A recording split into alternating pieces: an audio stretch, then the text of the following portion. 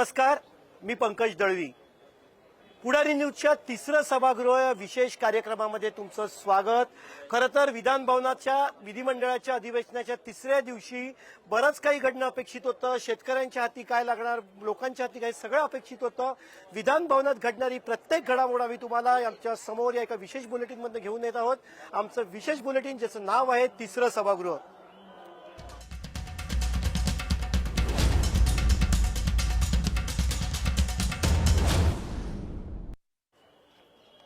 आज विधिमंडळाच्या अधिवेशनाचा पहिला दिवस हा बिबट्याचा दिवस होता असं आपण म्हणू शकतो. कारण नागपूरच्या परडी भागामध्ये या रहिवासी वस्तीत बिबट्या घुसला.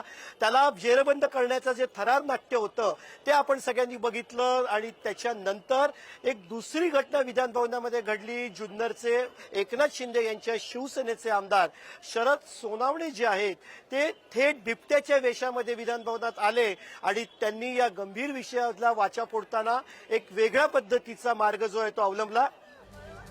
या सगळ्या गंभीर विषयामध्ये शरद सोनावणे यांच्याशी थोडीशी खुसखुशीत जी आहे ती चर्चा आम्ही केली. शरद सोनावणे यांच्याशी संवाद साधून नक्की सत्ताधारी पक्षात असून सुद्धा त्यांना अशा पद्धतीचं आंदोलन का करावं लागतं हे जाणून घेतलं.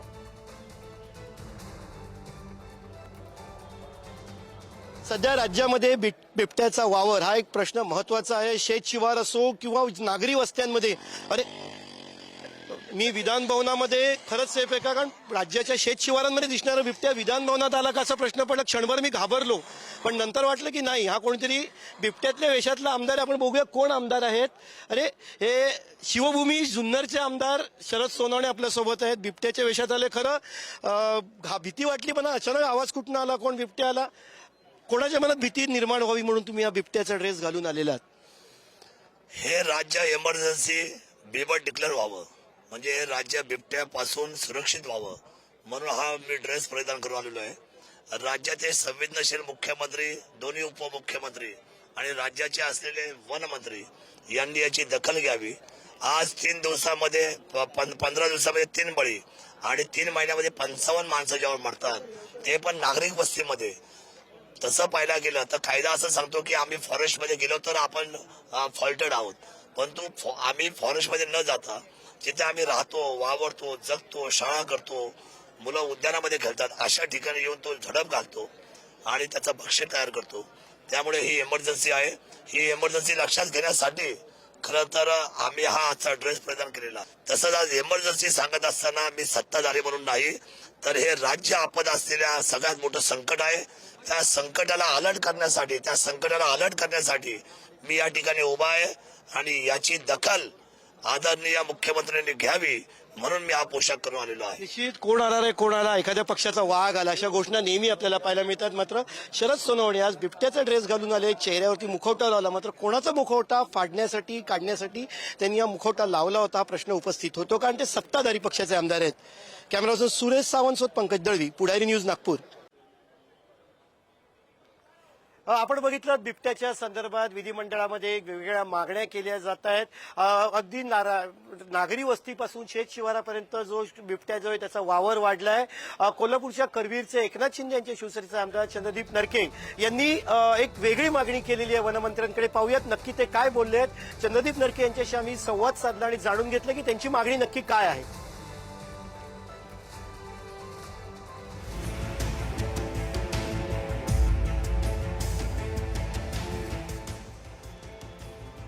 जंगलात राहणाऱ्या बिबट्याचा वावर नागरी वस्त्यांमध्ये वाढलेला आहे. त्यामुळे दहशतीचं वातावरण आहे. या बिबट्याला पळवायचं कसं, त्याचा जो नागरी वस्तीतला वावर आहे तो थांबवायचं कसं, अनेक प्रश्न जे आहेत उपस्थित केले जातात. आपलं चंद्रदीप नरके आहेत, कोल्हापूरचे शिवसेनेचे आमदार आहेत, करवीरचे, त्यांच्याशी बोलणार. तुम्ही विधिमंडळात एक प्रश्न उपस्थित केला बिबट्यांचा वावर आणि त्यांचा वावर थांबवण्यासाठी एक उपाय तुम्ही सुचवला, तो उपाय काय आहे?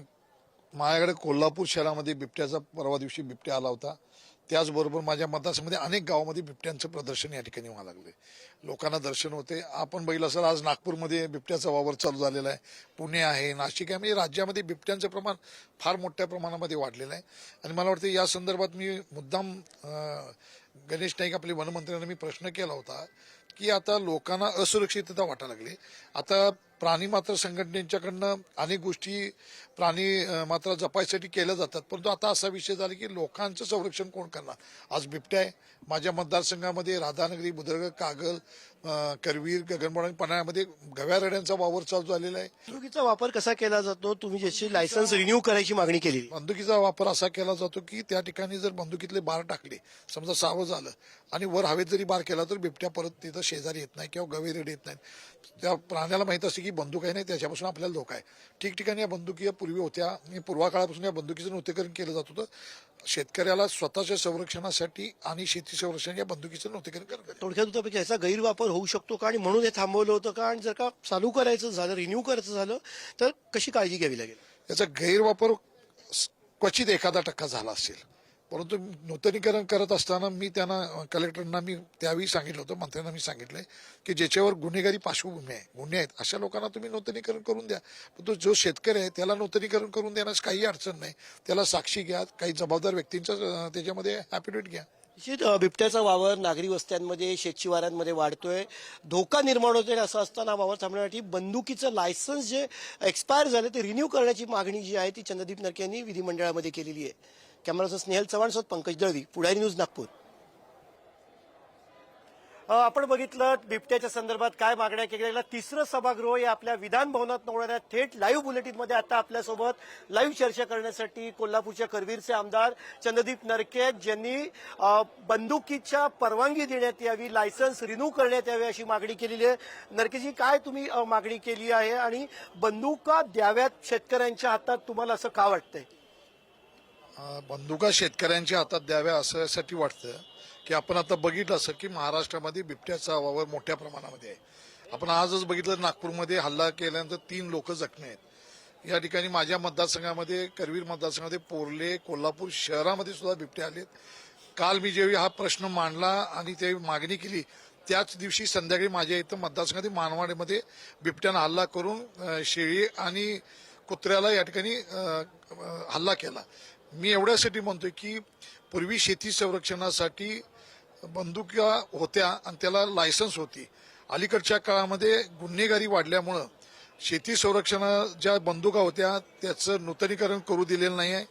आणि मला वाटतं की बिबट्या किंवा कोणताही प्राणी असेल हा स्वतःच्या जीवाला तोही भीत असतो. आत्ताच्या अलीकडं असं झालंय की बंदुका नसल्यामुळं शेतकऱ्यांना शेती संरक्षणासाठी काही मिळत नाही. आज आपण बघितलं असं तर बिबट्यापासून लोकांना संरक्षण पाहिजे आणि अशा परिस्थितीमध्ये जर आपल्याला त्या बंदुका शेती संरक्षणाच्या खाली शेतकऱ्यांना दिल्या. पण नक्कीच तुम्हाला असं नाही वाटत का, जर का शेतकऱ्यांच्या हातामध्ये बंदुका दिल्या, निश्चित तुमचा हेतू चांगला आहे, पण जर का बंदुका दिल्या तर त्याचा गैरवापर होऊ शकतो, कुठली तरी ज्या चुकीच्या पद्धतीने काम करणारी लोक आहेत त्यांना त्याचा फायदा होऊ शकतो? नाही, असं नाही आहे की ज्यावेळी आता बंदुकीचं लायसन आपण नूतनीकरण मागतोय ते गुन्हेगारी पार्श्वभूमी असलेले कोण शेतकरी जर एका दुसरा असेल त्याच्यात तुम्ही बंदुक्या त्याला देऊ नका. परंतु बिबट्या हा सावध असतो, त्याला कळते बंदुकीचे बार एक 4-5 ठिकाणी उडले तर बिबट्याही जीवाला भीतोय. जर त्या ठिकाणी बंदूक आहे असं समजलं तर निश्चितपणे बिबट्या त्या ठिकाणी येणार नाही. आता आपल्याला वनमंत्र्यांनी सांगितलं, काही ठिकाणी अनेक सूचना केल्या, गळ्यामध्ये पट्टे घालून आपण काटेरी पट्टे घालून शेतामध्ये कामाला जावा. असं होणार नाही, बिबट्या मागणं सुद्धा धरू शकतोय. त्याचबरोबर ढोल वाजवले किंवा फटाके वाजवले, बिबट्या अतिशय हुशार आहे. नरके साहेब, हे तुम्ही भूमिका मांडताय, सरकार तुमचं आहे, तुम्ही सरकारी पक्षाचे आमदार आहात. असं असताना तुमच्याच पक्षाचे शिवभूमीचे जुन्नरचे आमदार स्वतः बिबट्याच्या वेशात येतात, त्यांना आंदोलन करावं लागतं, त्यांना घोषणा द्याव्या लागतात. का हे करावं लागतं? आणि चेहऱ्यावरती मुखवटा असतो त्यांच्या, तो कोणाचा मुखवटा आहे? आता त्यांनी सोनवणेनी जे आंदोलन केलं त्यांनाही या बिबट्याचा फार त्रास व्हावा लागलाय. आता हा काय कुठला पक्षीय राजकारणाचा प्रश्न नाही. बिबट्या सरकार तुमचं आहे, सरकार जरी आमचं मागण्या असलं, विरोधकांना मागा खेटा घालावं लागलं, ठीक नाही, आहे. खरं हा बिबट्याचा असा वावर आहे की सेंट्रल गव्हर्नमेंटचे काही नियम आहेत, त्याच्यामध्ये प्राण्यांना संरक्षण द्यावं आणि प्राण्यांची हत्या होणे कायदा आहे. पण तर आम्ही त्या ठिकाणी मागतो की या बंदुकीला परवानगी देत असताना ते काय आपण लगेच त्याच्यावर फायरिंग करायचं नाही. हवेत बार उकडले, बिबट्या एकदा सावध होतो की बाबा इथं बंदूक आहेत, आपल्या जीवाला धोका आहे, म्हणून तर आपण नूतनीकरण मागतोय. गणेश नाईक साहेबांनी रत्नागिरी जिल्ह्यामध्ये लायसन नूतनीकरण करून दिलेत. कालच त्यांनी याच्या संदर्भात महसूल मंत्र्यांना करवी आदेश काढतो असं आपल्याला त्या ठिकाणी कल्पना दिलेली आहे. पण नक्कीच आदेश काढतो सगळं ठीक आहे, पुन्हा एकदा बंदूक हा त्याला एक उपाय आहे का की दुसरा काही उपाय आहे? नाही, बंदूक हा एक उपाय आहे की ज्याच्यामुळं बिबट्या सावध होईल की या ठिकाणी आपल्याला आपण मारला जाऊ शकतोय. त्याला प्राणी हा अतिशय हुशार होतो. पण दुसरे एक उपाय की जंगलामध्ये आता आजकाल कारण सांगितलं की ऊसाची शेती वाढल्यामुळे बिबट्या येतोय. आता ऊस तर वाढणार, शेवटी लोक कॅश क्रॉप आहे म्हटलं ऊस लावणार. माझं म्हणणं असं आहे की जंगलामध्ये जे पाण्याचे प्रमाण कमी झाले किंवा जंगलामध्ये त्यांना जे उपजीविकेसाठी साधन होते की लहान सहान प्राणी होते ते कमी झाले असतील, तर ते प्राणी कसे त्या ठिकाणी निर्माण होतील या संदर्भातली कारवाई या ठिकाणी शासनानं बघितली पाहिजे. धन्यवाद नरके साहेब. ते होते एकनाथ शिंदे यांच्या शिवसेनेचे आमदार चंद्रदीप नरके. त्यांनी वनमंत्री गणेश नाईक यांच्याकडे एक वेगळी मागणी केली आहे, शेतकऱ्यांना बंदूक देऊ. आपण आता बातमीपत्रात पुढील बातम्यांकडे जाणार आहोत. कालचा दिवस म्हणजे विधिमंडळाच्या अधिवेशनाचा दुसरा दिवस जो आहे तो ज्या कारणाने गाजला ते कारण म्हणजे कॅश बॉम्ब. उद्धव ठाकरे यांचे शिवसेनेचे आमदार अंबादास दानवे यांनी एक व्हिडिओ पोस्ट केला आणि त्याच्यानंतर प्रचंड गोंधळ झाला. महेंद्र दळवी हे सभागृहात आले नव्हते काल, मात्र आज त्याच्यानंतर ते सभागृहात आले. सभागृहात आल्यानंतर महेंद्र दळवी यांनी पत्रकारांशी संवाद साधला. पाहूयात महेंद्र दळवी काय म्हणाले ते.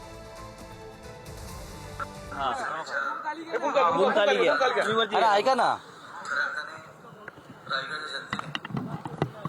आशीर्वाद जो आदरणीय तटकरे साहेबांना दिला त्याबद्दल रायगडच्या जनतेचा मनापासून आभार व्यक्त करतो. माझ्या विधानसभा मतदारसंघामध्ये अलिबाग या जनतेने खऱ्या अर्थाने सर्वाधिक मताधिक्य दिलं. अतिशय सर्व नेते मंडळींनी, महायुतीच्या सर्व पदाधिकाऱ्यांनी खूप प्रयत्न करून आदरणीय तटकरे साहेबांच्या विजयामध्ये खूप मोलाचं योगदान दिलं. आमदार नेत्याने मी आपलं सर्वांचं मनपूर्वक आभार व्यक्त करतो. अशाच पद्धतीने पुढे देखील आपण काम करावं अशी अपेक्षा व्यक्त करतो. जय हिंद, जय महाराष्ट्र. बघा हा फोटो आहे, हाच तो व्हिडिओ आहे, हाच फोटो आहे. काल अनेक शिंदे गटाच्या लोकांच्या प्रतिक्रिया बघितल्या, ऐकल्या. कोणी म्हटलं व्हिडिओ मॉर्फ केला, कोणी म्हणतं तटकरेने दिला, कोणी म्हणतं आमचेच घरभेदी आहे. या भूमिकेवर विशेषतः शिंदे गटाच्या लोकांनी ज्या प्रतिक्रिया दिल्या त्या जर बघितल्या तर मराठीत त्याला चांगला शब्द आहे आणि हिंदीमध्ये पण आहे. मराठीत बावचळले असं म्हणता येईल आणि हिंदीत बोखलाहट असं म्हणता येईल. या दोन्ही गोष्टी शिंदे गटामध्ये या व्हिडिओमुळे झालेल्या आहे. आम्ही पुन्हा एकदा या व्हिडिओचा तपास व्हावा अशा प्रकारची मागणी करतो. आता अंबादास दानवेंना तेवढाच खेळ उरलाय. लहान पोरांचे खेळ आहेत, कुठलाही फोटो मार्क करून त्याच्या याच्या माध्यमातून दाखवायचं, असा भातुकलीचा खेळ त्यांनी मांडलेला आहे. त्याच्याकडे जास्त गांभीर्याने बंद होत नाही. नोटीस दिली आहे मी तुम्हाला, नोटीसचं पद्धत किती दिवसामध्ये आम्ही 8 दिवस नोटीस दिली आहे. याच्यामध्ये त्यांनी जर त्याचा खुलासा योग्य नाही, त्यांनी जे सांगितलंय की आम्ही पार्ट 2 पार्ट 3 जे काय फोटो आम्ही त्याला चॅलेंज दिलंय. अंशतः जर त्याच्यामध्ये माझा व्हिडिओमध्ये सहभाग असेल, स्पीचमध्ये किंवा दिसण्यामध्ये, तरी देखील मी आमदारकीचा राजीनामा देण्यास तयार आहे.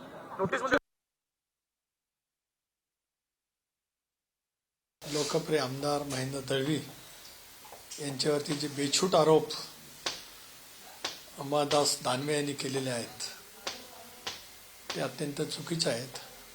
कारण इतक्या राष्ट्रभक्तीने भरलेले व्यक्तिमत्वाच्या बद्दल अशा पैचा आरोप करणं लोकशाहीला तर पूर्णपणाने मारक आहेच, पण सुसंस्कृत व्यक्तिमत्वाच्या वरती का नाहक अशा पैचे आरोप केले जातात त्याचं कोडं काय माझ्यासारख्या कार्यकर्त्याला काय उलगडू शकणार नाही. आणि म्हणत अशा या थोर भक्त नेत्याच्या विरुद्ध केलेल्या आरोपाची सखोल चौकशी राज्याच्या मुख्यमंत्र्यांनी आजच विधिमंडळामध्ये घोषित करावी. तो व्हिडिओ कुठला माफ आहे का कसा आहे, त्यानंतर नेमकं त्याच्यातलं काय तथ्य आहे हे शोधून काढावं. चांगली गोष्ट आहे त्यांनी मागणी केली असेल या संदर्भातली, तर अतिशय अंदाजी नक्की गोष्ट आहे. विधानसभेत लोकसभेत त्यांचं हे केलं होतं, जिंकवलं. हा वॉर का आणि भविष्यात देखील हा वॉर वाढू शकतो ना पुढे. बघा असं आहे की आम्हा भरतशेठ असेल, महेंद्र थोरात असेल, मी असेल, वाद पालकमंत्री असेल, ह्या सगळ्या गोष्टी तटकरे साहेबाला फक्त आपल्या घरातच सगळं पाहिजे असतं. आतापर्यंत महाराष्ट्र राजकारणामध्ये आपण सगळे केलेले कृत्य बघितलेले आहेत आणि ते राजकारणाचे महान संत आहेत तटकरे, त्याच्याविषयी काय अधिक जास्त बोलणार.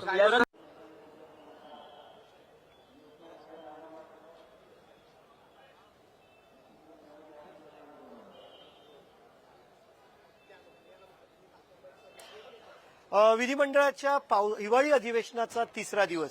खरं तर या दिवशी अनेक प्रश्न आहेत, शेतकऱ्यांचे प्रश्न आहेत, राज्यातल्या कर्जमाफीचा प्रश्न असेल, पीक पाण्याचा प्रश्न असेल, अनेक प्रश्न समोर आहेत. त्यामुळे आज पायऱ्यांवरती विरोधक आक्रमक होतील, आंदोलन करतील अशी अपेक्षा होती. मात्र पहिल्या दिवसाप्रमाणे तिसऱ्या दिवशीही आंदोलन झालं नाही. त्यामुळे कुठेतरी आंदोलन करण्यावरून विरोधकांमध्ये कुठेतरी समन्वयाचा अभाव आहे का असं चित्र निर्माण झालं. ही घटना समोर असताना दुसरी एक घटना घडली, त्याच्यामधून पुन्हा एकदा विरोधकांमध्ये समन्वयाचा अभाव आहे का असं प्रश्नचिन्ह उपस्थित केलं गेलं. ती म्हणजे मित्र असणाऱ्या काँग्रेस आणि उद्धव ठाकरे यांच्या शिवसेनेचा जागेवरनं वाद. काँग्रेसचे आमदार आणि शिवसेनेचे आमदार याच्यामध्ये संख्याबळावरून किती पुढे बसायच्या खुर्च्या द्यायच्या याच्यावरून त्यांच्यामध्ये वाद झाला. अखेर हा वाद अध्यक्षांच्या कोर्टात गेला. त्याच्यानंतर उद्धव ठाकरे यांच्या शिवसेनेच्या 2 पुढे बसलेल्या आमदारांच्या जागा कमी करून त्या काँग्रेसला देण्यात आल्या. अर्थात शिवसेनेच्या नवीन आमदारांसोबत काँग्रेसच्या जुन्या जाणत्या आमदारांना बसावं लागल्यामुळे त्यांनी नाराजी व्यक्त केली. अध्यक्षांच्या कोर्टात हा वाद गेला. यासोबतच अनेक विषयांवरती अधिवेशनामध्ये चर्चा झाली. त्यावर अंतिम निर्णय हे विधानसभेचे अध्यक्ष आणि विधान परिषद सभापती घेत असतात. जर तशी आसन व्यवस्था असेल आणि ती जर लक्षात आणून दिली तर त्यात सुधारणा नक्कीच विधान परिषद सभापती करण्याचा त्यांना अधिकार असतो. त्यामुळे आता जर कोण मागण कोण पुढे यावर जर एकमत नसेल तर विरोधी पक्षनेतेपदी कोणाला बसवलं पाहिजे यावर सुद्धा त्यांचे एकमत नाही हे स्पष्ट होते आहे. त्यामुळे काँग्रेस आणि उभाटा गटामध्ये जे काही शीतयुद्ध आणि कोल्ड वॉर सुरू आहे तो या निमित्तानं परत आता लक्षात येतोय.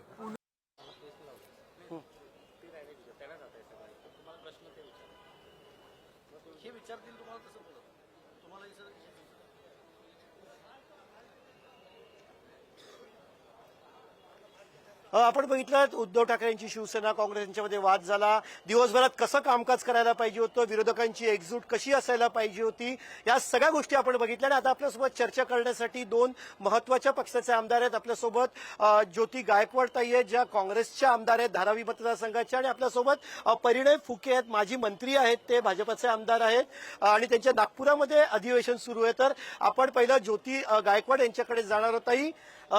विरोधकांमध्ये समन्वयाचा अभाव आहे का? कारण एकत्र परंपरा आहे अनेक वर्षापासून. जरी आयुध नसलं, संसदीय आयुध नसलं तरी पायऱ्यांवरती आंदोलन करणं ही परंपरा आहे, ते झालं नाही.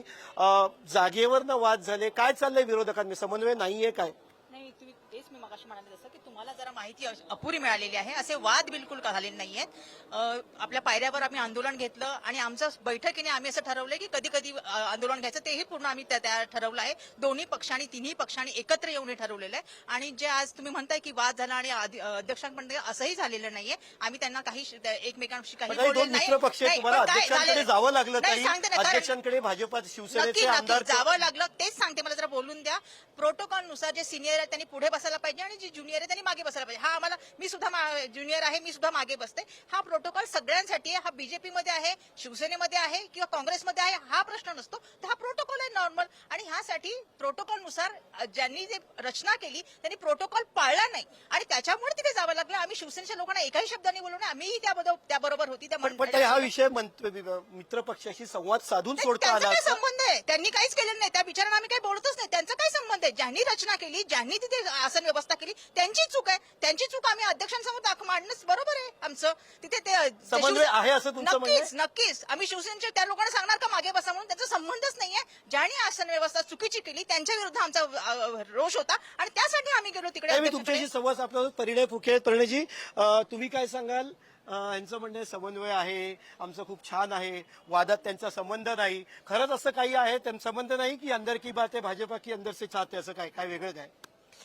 मला असं वाटतं ज्या प्रकारे महाविकास आघाडीतील तिन्ही पक्ष आपसात भांडतात आहेत आणि कुठेतरी अधिवेशनामध्ये महाराष्ट्राचं लक्ष यांच्याकडे आहे. म्हणजे जितकं लक्ष सत्ता पक्षाकडे आहे तितकंच लक्ष विरोधी पक्षाकडे आहे की खरंच विरोधी पक्ष काम करताय की नाही, एकजुटीने काम करताय की नाही, सरकारला धारेवर धरताय की नाही, किंवा शेतकऱ्यांचे प्रश्न उचलतात आहे की नाही.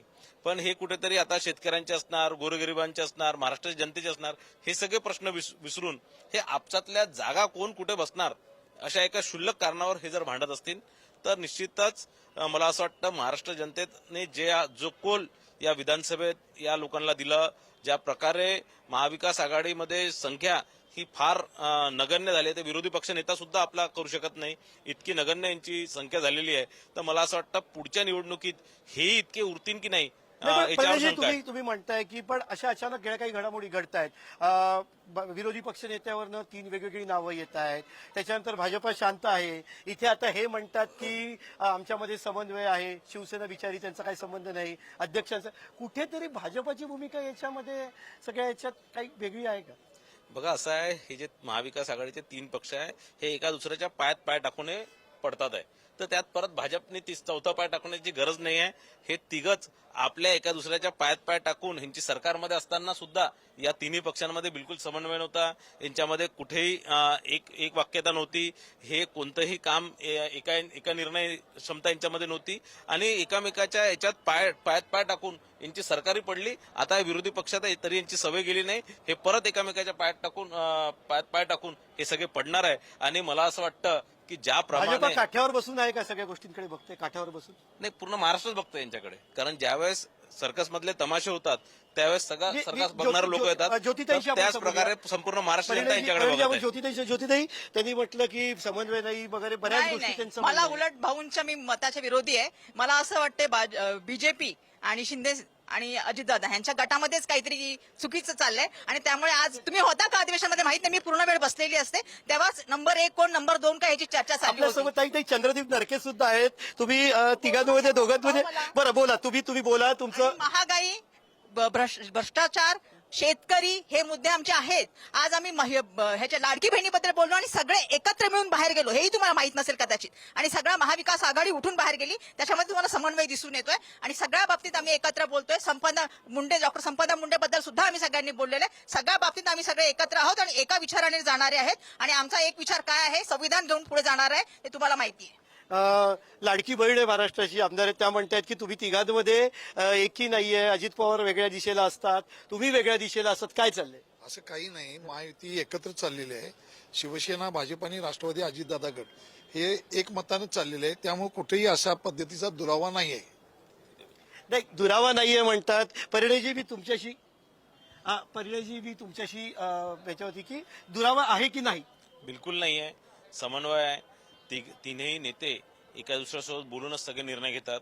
दर आठवड्याला कॅबिनेट होते आणि कॅबिनेटच्या आधीच तिन्ही नेते म्हणजे मुख्यमंत्री आणि दोन्ही उपमुख्यमंत्री बसून सगळे निर्णय घेत असतात.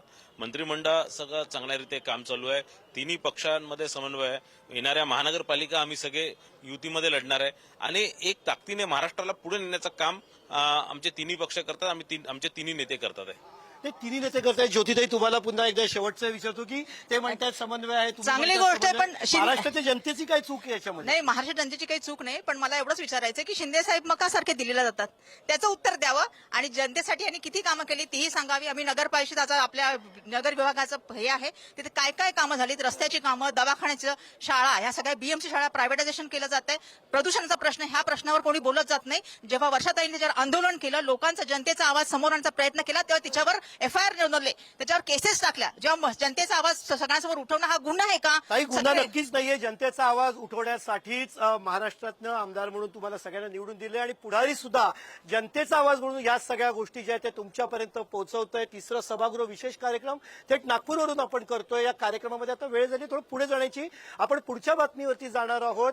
विधिमंडळामध्ये अक्षरशः ज्याला आपण म्हणू शकतो जत्रा विधिमंडळाच्या आवारामध्ये असते आणि आज या अधिवेशनामध्ये जे पासेस दिले जातात नियमित प्रवेशाचे, ते पासेस जे आहेत ते बंद केलेले आहेत. सुरक्षेच्या कारणास्तव ते पासेस दिले जात नाहीयेत आणि त्यामुळे विधिमंडळामध्ये सध्या गर्दी कमी होते, गर्दीवरती नियंत्रण दिलंय. नक्की काय परिस्थिती आहे विधिमंडळातली याचा आढावा घेतलाय आमच्या टीमनं. आपण बघतोय की नक्की काय परिस्थिती आहे. विधिमंडळाचं नागपूरचं अधिवेशन, हे अधिवेशन म्हटलं की प्रश्न घेऊन येणारे नेत्यांना, मंत्र्यांना, आमदारांना भेटायला येणाऱ्या लोकांच्या जत्थेच्या जत्थे इथे असतात. मात्र या अधिवेशनात चित्र थोडं वेगळं आहे. आपण माझ्या उजव्या साईडला बघतोय ते मुख्य प्रवेशद्वार आहे. या मुख्य प्रवेशद्वारातून नेहमी मोठ्या संख्येने लोक येत असतात कारण नियमित पास जे आहेत, प्रवेशाचे पास जे आहेत ते दिले जातात. इकडनं सिक्युरिटी चेक करून त्यांना आतमध्ये पाठवलं जातं. म्हणजे इकडे मोकळं दिसतंय, गर्दी दिसत नाहीये. नाही तर प्रचंड गर्दी, गोंधळ इकडे पाहायला मिळतो. यावेळी गेल्या वेळी विधानभवनात जो राडा झाला झाला होता. त्याच्यानंतर नियमित पास बंद करण्यात आले. नागपूरच्या अधिवेशन म्हणजे विधिमंडळ परिसरात मोठी गर्दी असते. यावेळेला पूर्णपणे बाहेरची लोक बंद असल्यामुळे वातावरण थोडं वेगळं आहे. आपल्यासोबत नागपूरचे आपले ब्युरो चीफ जितेंद्र शिंगाडे. जितेंद्र, दरवर्षी नागपूर अधिवेशन आमच्यासोबत आम्ही एकत्र कव्हर करत असतो. नागपूरला इथे किती गर्दी असते जितेंद्र? यावेळेला चित्र थोडं वेगळं दिसतं. नक्कीच नागपूरचं अधिवेशन म्हटलं की अनेकांना जी आहे ते कुतूहल असतं, उत्सुकता देखील असते. आणि केवळ नागपूरच नाही किंवा विदर्भ नाही तर संपूर्ण राज्यातून अनेक जण जे आहेत ते इथे येतात. येणाऱ्यामध्ये अनेकांचे काही समस्या असतात, ते घेऊन येतात. काही नेते असतात, काही संघटना असतात, अनेक जण येतात भेटायला. मात्र यावेळेस जे दिसून राहिलेलं आहे ते चित्र थोडंसं वेगळं दिसत आहे की गर्दी जी आहे ती आता कमी झालेली दिसून राहिलेली आहे. आपण इकडे महिला बचत गटांचे हे स्टॉल्स असतात. आपण त्यांच्याकडनं जाणार होत्या. ताई आहे तिकडे. ताई, पासेस जे आहेत ते बंद केलेले आहेत. त्याचा परिणाम तुमच्या धंद्यावरती झालेला आहे का? हो हो, किती नुकसान तुम्हाला होत? भरपूर नुकसान आहे. काहीच 10% पण तिथं होत नाहीये सर पहिल्यासारखं. दरवर्षी कसं चित्र? छान असते. जागा नाही राहत उभं राहायला, बसायला जागा नाही राहत.